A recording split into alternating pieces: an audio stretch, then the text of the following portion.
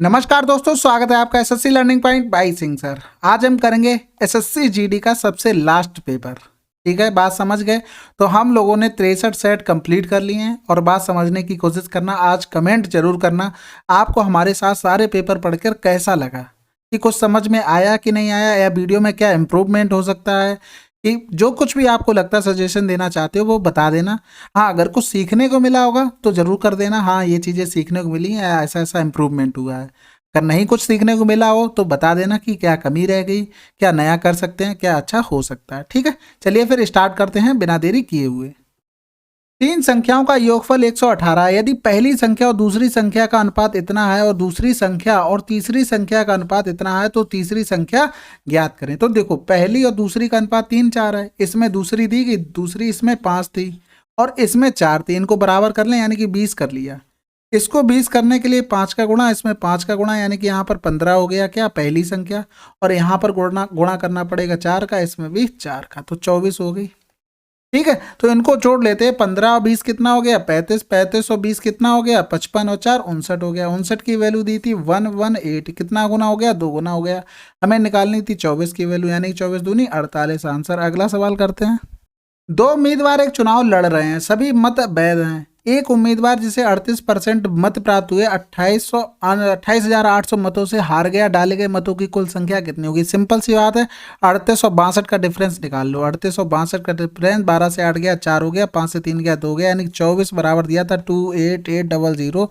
तो 24 एकम 24, 24 दूनी 48, आंसर आ जाएगा 1,20,000। तो देखो, ये तो चीज़ें आप समझ में आ गई होंगी। 100 मान लेते, 100 माना था तो एक को 38 मिले होंगे, एक को 62 मिले होंगे। इन दोनों का डिफरेंस हमारे हिसाब से हारा जीती कितने हुई, उस हिसाब से कर देते हैं। अगला सवाल करते हैं। 4 अंकों की सबसे बड़ी संख्या ज्ञात कीजिए जो इतने इतने से विभाज्य हो। देखो, या तो ऑप्शन चेक कर लो या तो एलसीएम लेके कर लो। तो देखो, सभी में 0 है, नहीं है, इसमें हटा दो इनको। यहाँ से देखो, 3 से डिवाइड करने के लिए हम देखते हैं 8 7 15 हो जाएगा, 8 8 16 नहीं होगा, 3 से डिवाइड 8 7 15 हो जाएगा, यानी कि 2 मिल गए। यानी कि यहाँ से देखो 7 दूनी 14 कर सकते हैं, यहाँ से 7 छक्का 42 कर सकते हैं। यानी कि हम 7 की डिविजिबिलिटी और देख लेंगे, हमें सबसे बड़ी संख्या चाहिए। तो इन दोनों में बड़ी कौन सी है, ये है। अगर 7 से करेंगे तो 7 से कटेगा नहीं, 7 एकम 7, 2 बचा, 7 चौक 28, 7 एकम 7 कट गया है, तो आंसर आ जाएगा। ठीक है, बात समझ गए? क्योंकि यहाँ पर 6 लिखा था, 6 से तो कटना ही कटना है, क्योंकि जब 3 से कट गई और 2 दिया हुआ लास्ट में 0, तो आंसर तो यही आना है ना। अगला सवाल करते हैं। एक ठोस घनाकार बॉक्स की लंबाई, चौड़ाई और ऊंचाई इतनी अनुपात में है, इसका संपूर्ण पृष्ठीय क्षेत्रफल इतना है, तो चौड़ाई ज्ञात कीजिए। देखो, संपूर्ण पृष्ठीय क्षेत्रफल होता है एल वी प्लस का बी एच प्लस का एच एल, बराबर हो गया क्या, 11502। तो यहाँ से देखो, एल वी कितना हो जाएगा, 7 पंजे 35 एक्स स्क्वायर हो जाएगा, प्लस का बी एच कितना हो जाएगा, 15 एक्स स्क्वायर, एच एल कितना हो जाएगा, 7 21 एक्स स्क्वायर। 2 से डिवाइड कर देते हैं इसको, 2 पंजे 10, 2 सत्ते 14 हो गया, 2 पंजे 10, 2 एकम 2 हो गया। यहाँ से जोड़ेंगे तो 35 और 15 50 भी 70, 71 एक्स स्क्वायर बराबर हो गया 5751। अब एक्स स्क्वायर बराबर हो गया 5751। अब देखो, इतनी आसानी से तो जाना नहीं है। ठीक है, अब कहीं पर रूट भी नहीं बन रहा है इसमें, तो इसका मतलब कहीं ना कहीं पूरा स्क्वायर आया होगा। हमें निकालनी थी चौड़ाई। देखो, ये लंबाई हो गई, ये चौड़ाई हो गई, ये ऊंचाई, यानी कि 5 का मल्टीपल होगा। अब यहाँ से देखो, अगर 5 में डिवाइड करते हैं हम इसको, 5 से तो 9 आता, यानी कि x की वैल्यू निकाल लें यहाँ से ऑप्शन के थ्रू। केवल एक ही नंबर ऐसा था जो 5 से कट रहा था, और कोई नंबर था बिल्कुल नहीं था। तो आंसर तो हमारा यहाँ से आ गया। और यहाँ पर भी अगर देखेंगे ना, तो यहाँ पर 81 बार जाना चाहिए, 81 बार जाएगा तभी ये 9 निकल के आएगा। ठीक है, और आ भी रहा था, एक एकम एक करेंगे, 8 एक 7 एकम 7 हो गया, 8 एकम 8 7 15 5, यहाँ से लगाए 8 7 56 1 57।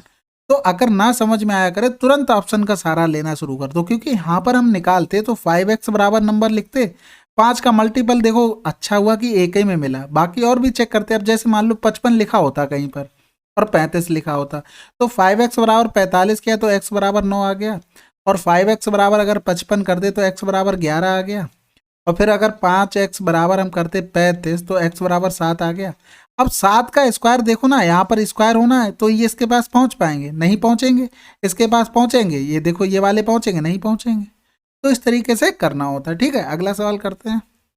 एक वस्तु को 984 में बेचने पर अरुण को 18% की हानि होती है। 15% का लाभ पाने के लिए उसे कितनी कीमत पर बेचना होगा? 18% की हानि का मतलब हो गया 82, 9 8 4। आप देखो ज़्यादा समझाने को तो बचा नहीं, 63 सेट कर रहे हो ना, तो आपको अच्छे से समझ में आ जाएगा कि चीज़ें होती कैसे। यहाँ से करेंगे 4 दूनी 8 नहीं, 2 चौकू 8, 2 एकम 2, 2 चौकू 8, 2 नेम 18, 2 दूनी 4। यहाँ से करें 41 एकम 41, 8 बच गया, 2 बार चला जाएगा, 12 पंजे 60 हो गया, यहाँ से लगा 6, तो 132 और 6 138 होता है। आंसर आ गया 1380। अगला सवाल करते हैं।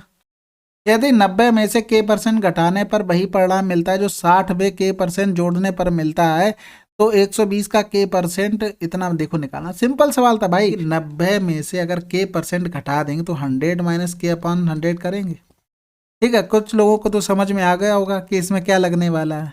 ठीक है, जिसको नहीं समझ में आया उन्होंने वीडियो अच्छे से नहीं देखी। यहाँ से करेंगे 3 दूनी 6 हो गया, 3 त्रिका 9 हो गया, यानी कि 3/2 बराबर लिख लेंगे 100 प्लस k/100 माइनस ये हो गया। तो यहाँ से लिख सकते हैं 5/3 से 2 गया 1 हो गया, यानी कि 100 ये लिख सकते हैं, यानी कि यहाँ से आ गया 5 दूनी 10, के बराबर आ गया 20%। समझ में आ गई बात की नहीं आई? तो के बराबर 20 आया, 20 आया तो 120 का 20% लिखेंगे तो 12 दूनी 24 हो गया। समझे रहना बात को। फिर करेंगे 150 का 20 प्लस 20 40 हो गया, यानी कि 40% करेंगे, 15 चौकू 60 आ गया, बिल्कुल आ गया। का कितना परसेंट है? x% है, 0 से 0 चला गया, 6 चौक 24, 40% आंसर आ गया। ठीक है, बात समझ गए ना? यहाँ पर हमने कर दिया क्या, कंपोनेंडो एंड डिविडेंडो। जो बहुत बार बताया कि a/b और c/d अगर लिखा हो तो एक बार तो जोड़ देते हैं, एक बार घटा देते हैं, फिर एक बार जोड़ देते हैं, एक बार घटा देते हैं। तो इससे ये भी आ जाता है और इससे ये भी आ जाता है। अगला सवाल करते हैं। जगत सिंह ने वस्तु को 6000 में बेचा और उसे हानि हुई। यदि उसने इसे 7400 में बेचा होता तो इसे जिस राशि पर हानि हुई थी उसकी 2/3 धनराशि का लाभ मिलता है। उसे 25% लाभ प्राप्त करने के लिए वस्तु को किस मूल्य पर बेचना होगा? देखो बहुत सिंपल सी बात है। सिंपल सी बात इसलिए है कि यहाँ से देखो 6000 रुपये रहा, यहाँ पर कहीं सीपी है, ठीक है, यहाँ से देखो ये 7400 हो गया, यहाँ से प्रॉफिट हो रहा उसे, यहाँ से लॉस हो रहा। अगर मान लो 3 का लॉस होता तो इसका 2/3 करते तो 2 का प्रॉफिट हुआ। इनमें डिफरेंस कितना है? यहाँ से यहाँ तक जाने की 5 दूरी कवर करनी पड़ेगी, तो 5 की वैल्यू दी थी 1400, 7400 6000 घटा दिया है, तो 1 की वैल्यू कितनी आ गई? 5 दूनी 10 हो गया, 5 अट्ठे 40, 280 आ गई। यहाँ से या तो 3 की वैल्यू निकाल लो या 2 की निकाल लो। अगर 2 की निकालते हैं 28 दूनी 56, यानी कि 560 हो गया। इससे 560 हम घटा देते हैं, यानी कि 0 हो गया, 10 से 6 गया 4 हो गया, और 3 बचा, 13 से 5 गया 8 हो गया, यानी कि 6840 हमारा क्या आया? 6840 आया हमारा कॉस्ट प्राइस। अब हमें इस पे चाहिए 25% का प्रॉफिट। 25% मतलब क्या होता है? 5/4 होता है। यहाँ से करेंगे 4 एकम 4 हो गया, बचा 2, 4 सत्ते 28, 4 एकम 4 0 हो गया, यानी कि 0 5 एकम 5 17 पे ना 85 आंसर आ गया। अगला सवाल करते हैं। चलिए देखो सिंप्लीफिकेशन सवाल है, करवाते हैं। ठीक है, देखो मज़ा तो नहीं आता इन्हें करवाने में, क्योंकि क्या मतलब है, मेरी प्रैक्टिस हो रही बस। 2 दूनी 4 हो गया, यानी कि माइनस का 1/3 आ गया, यानी कि माइनस का 5 माइनस माइनस प्लस हो जाएगा 1/3, 5 15 1 16/4 होगा। भाई क्या कर रहे हैं, 5 को 20 है, 21/4 हो गया। ठीक है, फिर यहाँ से करेंगे 3/4 माइनस का 21/4, यानी कि यहाँ से कितना आ गया? माइनस का 18/4 आ गया। 2 नेवा 18 हो गया, 2 दूनी 4 हो गया, माइनस का हो गया। यहाँ से देखो, यहाँ से करेंगे 1/3 प्लस का हो गया। यहाँ से पहले इसको डिवाइड कर लो, नहीं तो गड़बड़ हो जाए। फिर बचा क्या है? यहाँ से 2 माइनस का ये, यानी कि एलसीएम लेंगे 6 हो गया, यानी कि यहाँ से करेंगे 6 दूनी 12, 3 दूनी 6 प्लस का 2 3 6, 9 दूनी 9 3 27 हो गया। इनका डिफरेंस हो गया कितना? 10, और इनका 37/6 आ गया। तो यहाँ से करेंगे 5 दूनी 10 माइनस का 1/2 और माइनस का 37/6 हो गया, यानी कि यहाँ से करेंगे एलसीएम 6 ले लिया, 2 3 6 यानी 60 हो गया, 2 3 6 हो जाएगा, माइनस का 36 यानी कि यहाँ 57 बचा, 7 से 6 गया 1 बचा, 7 से यहाँ 37 करो क्या कर रहे हैं। ठीक है, 0 हो गया। फिर देखो यहाँ से बचा कितना? 5 से 3 गया 2/6 करेंगे, 2 एकम 2, 2 3 6। ठीक है, मज़ा तो नहीं आता लेकिन क्या करें, कोई बात नहीं। अगला सवाल करते हैं। A number is 3 times another number and their HCF is 8 हो गया। देखो कोई नंबर है वो 3 टाइम्स है दूसरे नंबर का, ठीक है, एचसीएफ जब 8 है तो दोनों में 8 आना ही पड़ेगा। अब what is the sum of the square of the numbers? ठीक है, स्क्वायर पूछा गया इन नंबरों का, तो सिंपल सी बात है, यहाँ से निकाल लेते हैं। एक नंबर हो गया 8, अगर 8 या 24 मान लें तो ये 8 हो गया, इनका स्क्वायर करते हैं, 24 24 में 576 हो गया, फिर 8 8 64 हो गया, 6 4 10 की 0, यहाँ से लगा 1, 8 8 से 14 4, यहाँ से लगा 1 हो गया 640 आंसर आ गया। ठीक है, एग्जैक्टली नहीं ले रहा है वो, लेकिन वो बता रहा है कि 3 टाइम्स होगा। यहाँ से अगर देखते तो एग्जैक्ट नंबर हमने मान लिए, यहाँ से 8 और 24 हो गया। ठीक है, एक को यहाँ से निगलेक्ट कर दिया। ठीक है, अगला सवाल करते हैं। ये कार को 40% 6 दिनों में, अगर 40% 6 दिनों में करता है, 100% कै दिनों में करेगा? 20 दूनी 40, 20 पंजे 100, 2 तियाँ 6 पाँतियाँ 15 दिन में करेगा। ए पूरा करेगा 15 दिन में। बी देखो, 1 33 से 1/3 को क्या ले सकते हैं? 1/3 लिख सकते हैं, यानी कि एक काम कर रहा है वो 8 दिन में, तो 3 काम कितने में करेगा? 24 दिन में। यानी कि बी पूरा काम कर लेगा 24 दिन में। उन्होंने 8 दिन एक साथ मिलकर काम किया। इनका पहले तो एलसीएम निकाल लो, 120 हो जाएगा। 15 8 120, 24 पंजे 120। 8 दिन काम किया, 8 5 13 की इफिशियंसी से 104 काम कर लिया। काम बचा कितना है? 16 काम बचा है। सी ने अकेला, शेष कार सी ने अकेले 4 दिन में कर दिया, यानी कि सी की इफिशियंसी कितनी आ गई? 4 आ गई। ए और सी मिलकर उसी कार को कितने दिनों में कर लेंगे? ए 8 था, सी 4 था, 8 4 12 बटे करेंगे 120 गुणे आंसर आ जाएगा 10। ठीक है, अब देखो समझाने के लिए इतना नहीं कुछ बचा है, क्योंकि अब क्या समझाएं भाई, इतने सेट कर लिए, अभी भी समझाने को बचा। देखो यहाँ से निकाला 40% 6 दिन में कर रहे थे, हमने 100% काम निकाल लिया, तो वो कर रहे थे 15 दिन में। यहाँ से 1/3 था, हमने टोटल काम 3 माना। अगर एक काम 8 दिन में कर रहा है, टोटल काम 3 कितने दिन में करेगा? 24 दिन। इनका एलसीएम लिया, टोटल वर्क आ गया। ठीक है, एफिशिएंसी 8 और 5 आ गई। अब कह रहा उन्होंने 8 दिन एक साथ मिलकर कार्य किया, यानी कि 8 5 13 की एफिशिएंसी थे। 8 दिन अगर काम करेंगे तो 104 काम हो गया। ठीक है, तो काम बचा कितना है? काम हमारे पास 16 बचा था। अब इसने कर दिया 4 दिन में, यानी कि एक दिन में इसने कितना काम किया? 4 काम किया। एफिशिएंसी 4 आ गई सी की। अब ए और सी को मिलकर करना थी। ए की इफिशियंसी 8 थी और सी की इफिशियंसी 4 थी, दोनों को जोड़ दिया 12 हो गया। टोटल काम 120 था, 120 में 12 का भाग कर दिया, 10 दिन आंसर। अगला सवाल करते हैं। एक धनराशि को 2 वर्ष के लिए एक निश्चित दर से साधारण ब्याज पर रखा गया था। यदि इसे 4% अधिक दर पर रखा जाता तो इसे 480 अधिक मिलते। धनराशि ज्ञात की। सिंपल बात है, 4% अधिक पे रखा जाता तो 2 साल के लिए रखा जाता, यानी कि 8% अधिक मिलता। यानी कि इसकी वैल्यू दी थी 480, हमें निकालनी थी 100 की वैल्यू, यानी कि ये 60 गुना हो रहा है, 6000 आंसर आ गया। समझ में आ गई होगी बात। ठीक है, यहाँ से अब समझाने के लिए कुछ नहीं बचा है। जितना दर बढ़ती है उसी हिसाब से हमारा अमाउंट हो या धनराशि हो या ब्याज हो, वो उसी हिसाब से बढ़ती चली जा रही। ठीक है, अगला सवाल करते हैं। कोई कार 35 किलोमीटर प्रति घंटा की समान चाल से चल रही है, इसे 140 किलोमीटर की दूरी तय करने में कितना समय लगेगा? तो बटे 35 करना पड़ेगा। तो 7 दूनी 14 हो गया, 7 पंजे 35, 5 चौको 20 हो गया, गुणा कर दो 60 का, 240 मिनट लगेंगे। भाई एस बराबर डी अपॉन टी फार्मूला लगाना है बस, और कुछ नहीं करना है। अगला सवाल करते हैं। ए कार को 25% भाग 4 दिनों में। देखो सिंपल सवाल है, अभी पिछले में बताया क्या है। 25% 4 में तो 100% 16 में करेगा। यहाँ 50% कर रहा था 12 में, तो 100% करेगा 24 में। सी कर रहा था 32 दिन में। अब आगे क्या करा, उन्होंने एक साथ मिलकर कार्य करना शुरू किया, परंतु सी ने कार्य शुरू करने के 4 दिन बाद काम छोड़ दिया और ए ने कार्य पूरा होने से 6 दिन पहले कार्य छोड़ दिया। कार्य कितने दिनों में समाप्त हुआ? देखो यहाँ से इफिशियंसी निकालने, पहले 96 एलसीएम ले लो। 16 छक्के 96, 24 चौको 96, 32 तियाँ 96, 6 4 10 3 13 हो गया। 13 गुणे 4 करेंगे तो 52 आ गया। क्या? 4 दिन का काम। यानी कि 96 से अगर हम 52 हटा देते हैं तो कितना काम बचा? 6 से 2 गया 4, 9 से 5 गया 4। अब इसको करना किसको? ए प्लस बी को। लेकिन यहाँ से देखो ए 6 दिन पहले चला गया है, लेकिन हम उसको कहते हैं तुम चलो और फिर से काम करो। चल के उसका काम और जोड़ दिया यहाँ पर। 6 4 10 की 0 हासिल लगा, 1 हो गया, 5 3 8 हो गया। अब करना किसको? ए प्लस बी को। यानी ए प्लस बी अगर दोनों करते तो 8 दिन में ये काम खत्म होता। ठीक है, अब 4 दिन पहले ये हो चुका था, तो टोटल काम कितने लगे? 12 दिन। अगला सवाल करते हैं। किसी राशि का 7.5% वार्षिक ब्याज दर पर 8 वर्षों का साधारण ब्याज इतना है, उसी राशि का किस ब्याज दर पर 5 वर्षों में प्राप्त ब्याज समान होगा? बहुत सिंपल सवाल है भाई। 8 पन्ने 40 हो गए, यानी 15 पन्ना 75, 12% आंसर। देखो 7.5 इंटू 8 बराबर हो गया 5 इंटू आर हो गया। यहाँ से गया हमने 15, 15 8 120, यानी कि 12 आ गया। ठीक है ना, समझ गए। देखो जैसे अगर प्रिंसिपल होता 7.5% रेट होती 8 वर्ष में बटे 100 करते, फिर प्रिंसिपल तो सेम रहा और समय चेंज हो गया। आर हमको निकालनी थी, ब्याज समान बोल दिया उसने। क्या कहा? ब्याज समान है, तो ये 0 से 0 पी से पी चला गया।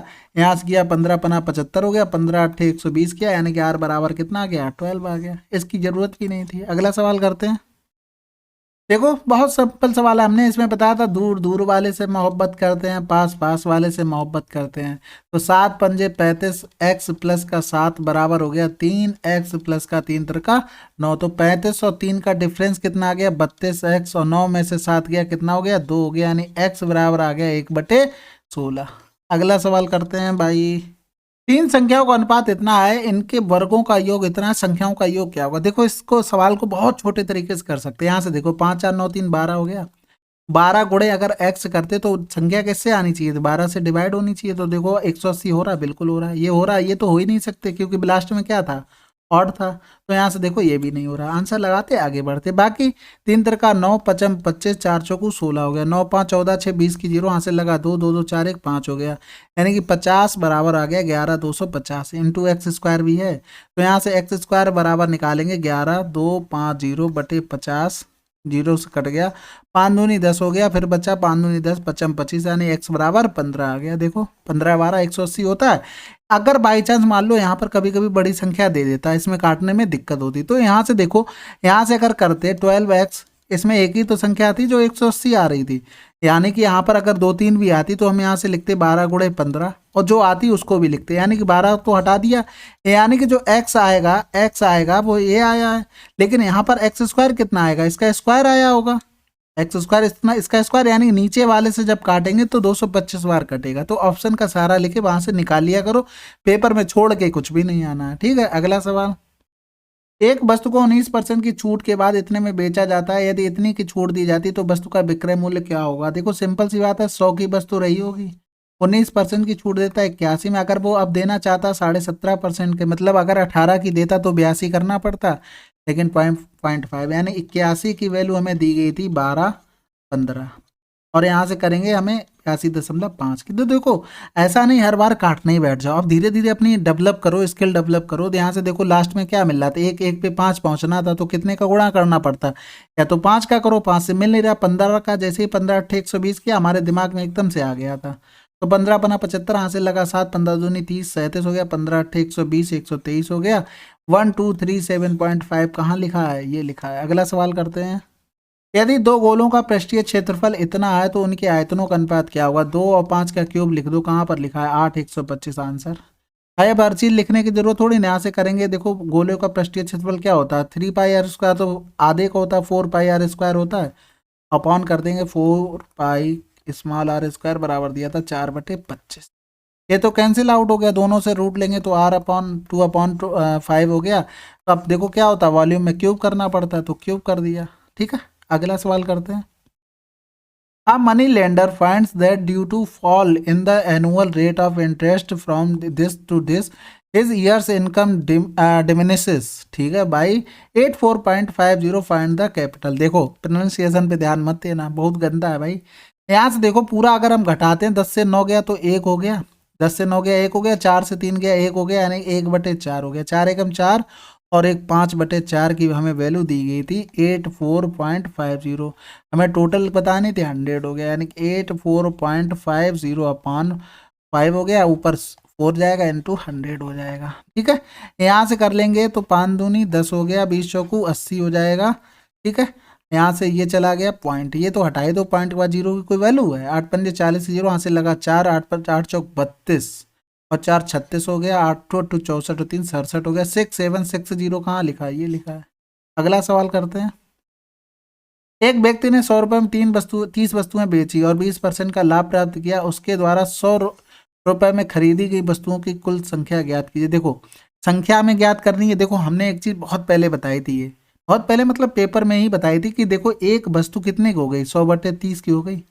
नीचे क्या लिखा हमने, वस्तुएं लिखा है, और ऊपर क्या लिखा, प्राइस लिखे, यानी कि रुपए लिखे। तो ये जो वैल्यू है वो किसकी, 20% लाभ की है, यानी कि 120% की है। यहाँ से अगर 100% निकाल लेते तो हमारा क्या आता था, कॉस्ट प्राइस आ जाता है बटे 30, और ऊपर चला जाएगा गुणे 100, नीचे आ जाएगा 120। ठीक है, हमें 100 रुपये में खरीदी गई वस्तुएं निकालनी है, यानी कि या तो हम 100 का ऊपर नीचे गुणा कर दें, या तो हम ये छोड़ दें, इसको यहाँ से बिल्कुल नहीं हिलाना हमें, बाकी जो कटना है कट देते हैं। ठीक है, लेकिन गुणा कर लिया तो लिख लेते हैं। देखो 0 से 0, ये वाला 100 है ना, हम बिल्कुल नहीं हिलाएंगे, यहीं रखा रहेगा, कोई मतलब नहीं बनेगा उसका, ये वाला बिल्कुल भी नहीं छूना है। ये क्या आ जाएगा, प्राइस आ जाएगा, जो इसमें पूछेगी नीचे आ जाएंगी वस्तुएं। तो देखो काटते हैं, 0 से 0 चला गया, 0 से 0, 100 रुपये में 12 तियां 36, यानी कि देखो ऊपर प्राइस था, नीचे वस्तुएं आ गई, यानी कि 36 आ गया तुम्हारा आंसर। तो समझ गए ना, इस तरीके से अगर करोगे ना तो बहुत जल्दी कर लोगे। अगला सवाल करते हैं। दो क्रमिक छूट मिलने पर 200 के अंकित मूल्य वाली कमी जितने में मिल गई। देखो एक छूट दी गई थी, बहुत सिंपल हो गया। 15% का मतलब क्या होता है, 3/20, यानी कि 17/20 कर सकते हैं, और 153 में बेचेगी। 17 नहीं में 153 हो गया, यहाँ से करेंगे ये 10 हो गया, तो 1 रुपए की छूट और दे दी, किससे, 10 से गुणा कर देंगे 100, 10% आंसर आ गया। अगला सवाल करते हैं।